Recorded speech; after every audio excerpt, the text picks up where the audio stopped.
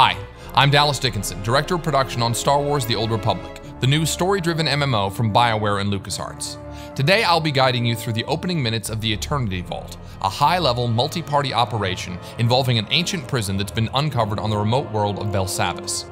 Inside this prison, a terrible evil has broken free that now threatens both the Republic and the Empire. At level 50 in the game, whichever side you're on, you'll be dispatched to deal with this threat. Today, we'll be watching the first part of the experience from the Imperial perspective, beginning with the conversation with General Threnoldt.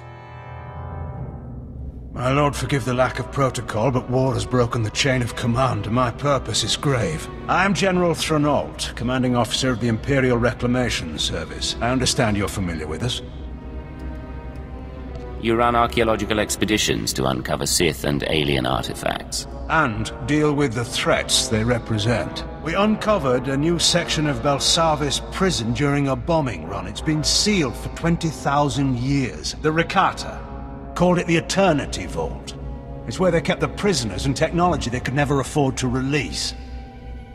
This doesn't sound promising. We've been translating the Rakata inscriptions. Most are indecipherable, but a few refer to a prisoner called the Infernal One. Took an army to stop the Infernal One before. If we don't do anything, well, the war against the Republic may be nothing next to what'll come. The weapons in that vault could give us an advantage over the Republic. That will be up to you. General Threnoldt has briefed our group on the situation, and our heroes know what they have to do.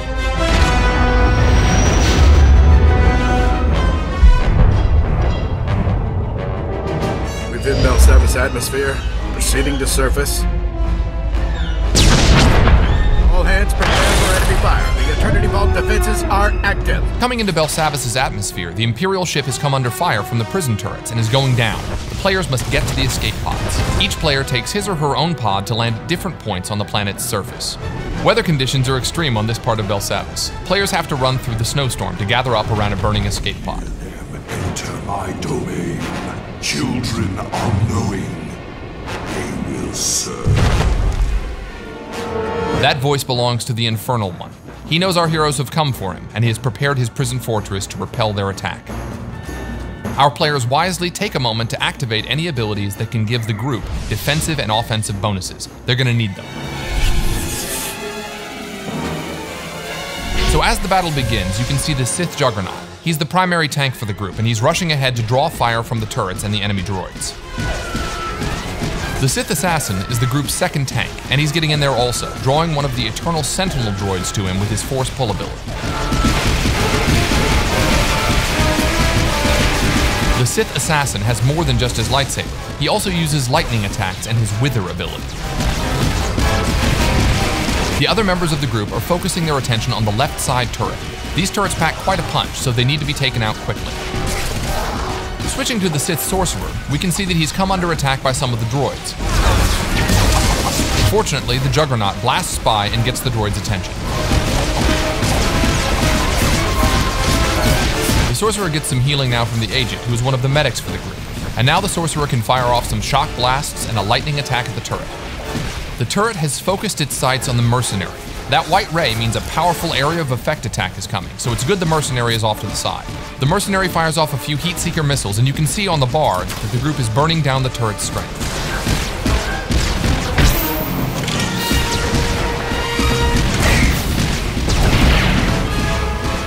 The majority of the group is now focused on taking out the remaining droids, while off in the distance, the Sith Marauder works on weakening that second turret. Here we see the power tech use his retractable blade on one of the droids, but even as one falls, more are coming in. You can see the Sorcerer here unleashing Force Storm, a wide area of effect attack to damage as many droids as possible.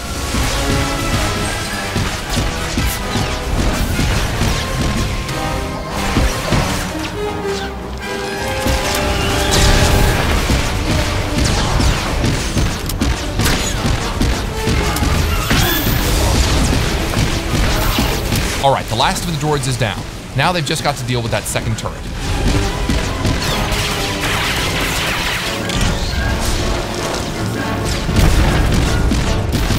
And with one last barrage of missiles, that's down too. My finest creation, machine of machines. Metal enemies welded together, an allied toward Before they enter the Eternity Vault, the Infernal One has another surprise for the group. This is going to be a harder fight. The Sith Juggernaut force charges in to kick things off. We switch perspectives to the Operative, who's already firing off some heals. Note that he's got larger icons to show group members' health front and center, a nice UI option for medics. So far so good. The Juggernaut and Assassin are keeping the droid's attention while the others lay down damage from range. The Annihilation droid has laid down a sweep there to blast back the group members who were standing too close. Now here's where it gets complicated. When the droid starts firing off those swarms of missiles, that's deadly. Fortunately, the group knows this, and you can see them taking cover behind the destroyed turret. So most of the group is hiding, but the Juggernaut and Assassin are actually able to withstand this kind of firepower, so they're just charging right back in.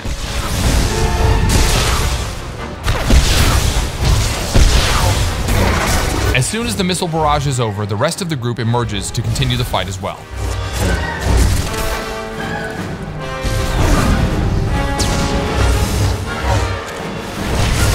We switch to the Sith Sorcerer, who keeps his distance and keeps a steady flow of lightning streaming out to weaken the droid.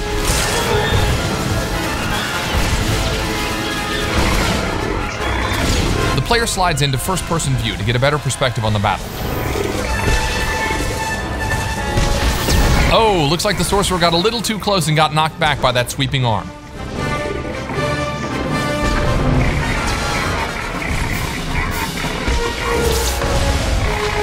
Now the droid is beginning another bombardment with his rockets. This time the group doesn't hide, however, and instead collapses in and keeps fighting. It's critical here that the healers use area of effect heals on the entire group.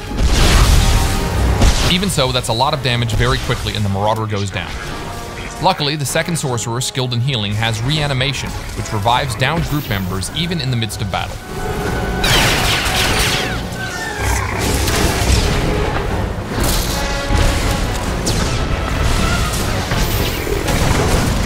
The red targeting reticle over our Sorcerer indicates that he's been targeted for a heavy missile attack. This attack will slam not only him, but anyone standing nearby, so he smartly moves away from the rest of the group to take the hit. Methods analyzed. Engaging stone protocols.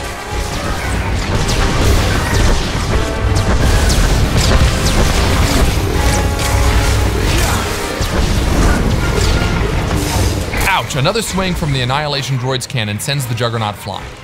He won't stay down long though. Running back, he uses Force Charge to leap into the fray.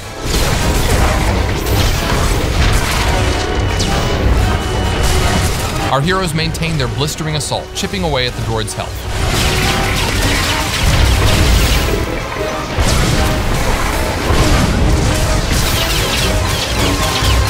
Methods analyzed.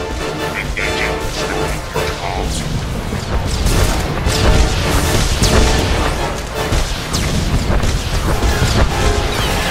And here the droid is launching another missile barrage, but his health is low, so the group just converges on him. They're gonna go for it. Oh, the droid's attacks are just too much. They're dropping. 1, 2, 3, even 4 of the group members go down. But it's not over. They're so close, and there you go. One final attack from the power tech, and the Annihilation droid has gone down. So that was just a small part of the larger Eternity Vault operation. We hope it's given you a good feel for what playing through the operation will be like for you and your friends. Thanks for watching. We'll leave you now with a sneak peek at what the Infernal One has in store for players inside the Eternity Vault.